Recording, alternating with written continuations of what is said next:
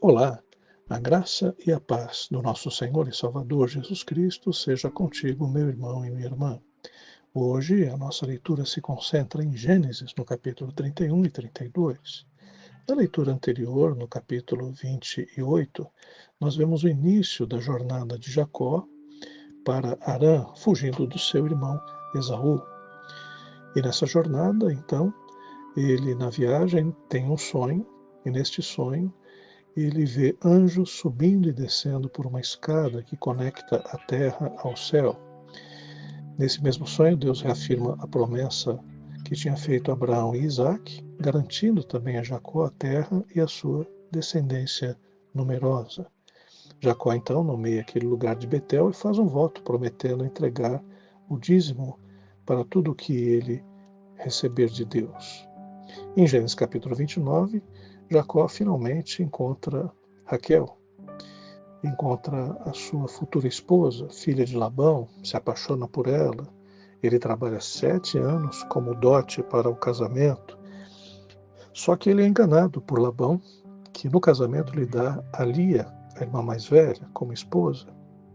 E Jacó então concorda em trabalhar mais 7 anos para casar-se também com Raquel. No final do capítulo, Lia dá à luz a 4 filhos, Rubem, Simeão, Levi e Judá. Em Gênesis capítulo 30 é um capítulo de disputa entre Lia e Raquel. Raquel inicialmente é estéril, então dá sua serva Bila como concubina a Jacó, e ela tem 2 filhos, Dan e Naphtali. Lia, que havia parado de conceber, também dá a sua serva Zilpa, que tem mais 2 filhos, Gade e Asser. E posteriormente Lia dá à luz também mais 2 filhos, Issacar e Zebulon, e uma filha nomeada Dimná. Finalmente, Deus se lembra de Raquel, como diz o texto, que dá à luz a José. Jacó, então, começa a prosperar ao negociar com Labão, até fazendo um trato diferente, propondo a Labão que se separe as ovelhas e também as cabras, que eram monocromáticas, para que aqueles que nascessem dos rebanhos que fossem salpicados, malhados, listrados, ficassem com Jacó. Labão concorda inicialmente, e o que acontece é que começa a haver um nascimento muito grande de um rebanho salpicado, malhado e listrado, e o próprio Jacó começa a prosperar e prosperar muito, causando também a inveja a Labão. É o que nós vemos no capítulo 31. No capítulo 31, nós percebemos que Jacó, ele vê que a atitude de Labão e de seus filhos em relação a ele mudou, pois eles estavam com inveja da sua prosperidade. E Deus então ordena que Jacó volte à sua terra natal, prometendo estar com ele. Jacó conversa com as suas esposas Raquel e Lia, explicando como Labão enganou por cerca de 10 vezes, mas que Deus o abençoou apesar disso. E elas também, indignadas, concordam em fugir com Jacó. Jacó então parte em segredo com a sua família enquanto Labão estava tosqueando o rebanho, e durante a fuga, Raquel rouba os ídolos domésticos de seu pai, sem o conhecimento de Jacó. Quando Labão descobre a fuga, persegue Jacó e o alcança. Durante o confronto, Labão acusa Jacó não apenas de levar as suas filhas como se fossem sequestradas e seus netos, como também de roubar os ídolos do lar. Jacó, sem saber que Raquel os havia roubado, permite a busca, mas Raquel, de uma forma muito esperta, ela coloca os ídolos, conhecidos também como terafins, embaixo da sua cela e diz que não podia apear justamente porque estava nos dias da sua menstruação. Depois de um debate acalorado, então, Jacó e Labão fazem um pacto de paz. Levantaram um monumento como testemunho de que não fariam mal um ao outro. E no dia seguinte, então, Labão abençoa suas filhas e retorna à sua terra. Alguns historiadores e também alguns estudiosos do Antigo Testamento acreditam que esses ídolos não eram apenas ídolos que tinham um objetivo religioso, mas também conferiam ao seu portador um certo poder pecuniário ou relacionado à sua herança. Então, por exemplo, aqueles ídolos, eles seriam entregues ao descendente de Labão, o primogênito de Labão, para que ele continuasse a linhagem da sua família. Então, alguns veem nisso, né, o fato de que Labão estava muito preocupado porque acreditava que Jacó, possuindo esses ídolos, pudesse depois reclamar a herança de Labão.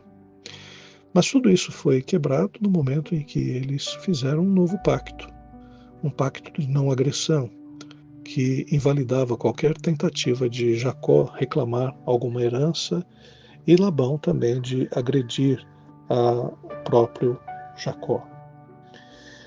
Em Gênesis, no capítulo 32, nós temos a preparação para o encontro com Esaú. E nessa preparação, nós vemos que, obviamente, Jacó estava muito preocupado para voltar para Canaã. Ele é visitado por dois anjos, por anjos de Deus, e ele reconhece a presença divina. E até dá o nome do local de Manaim.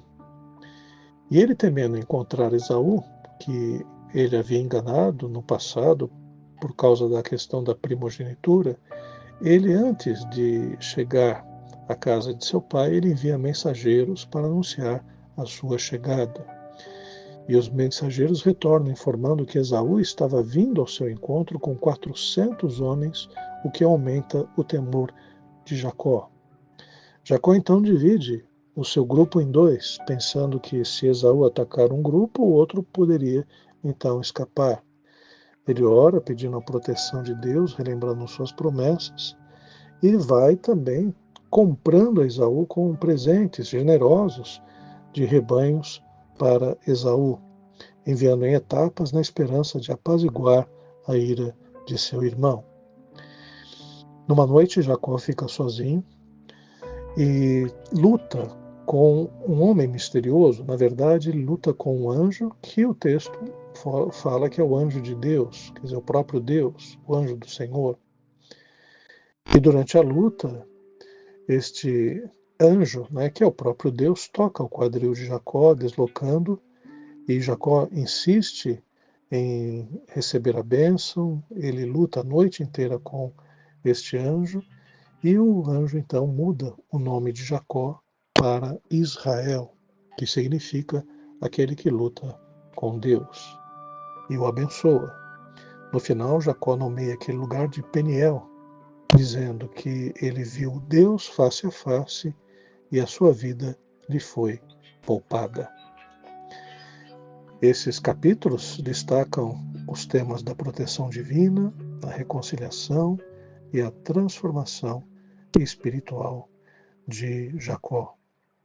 E em toda essa preparação para o encontro com Esaú, havia então esse temor de que Esaú cumprisse a promessa que fez de matar a Jacó.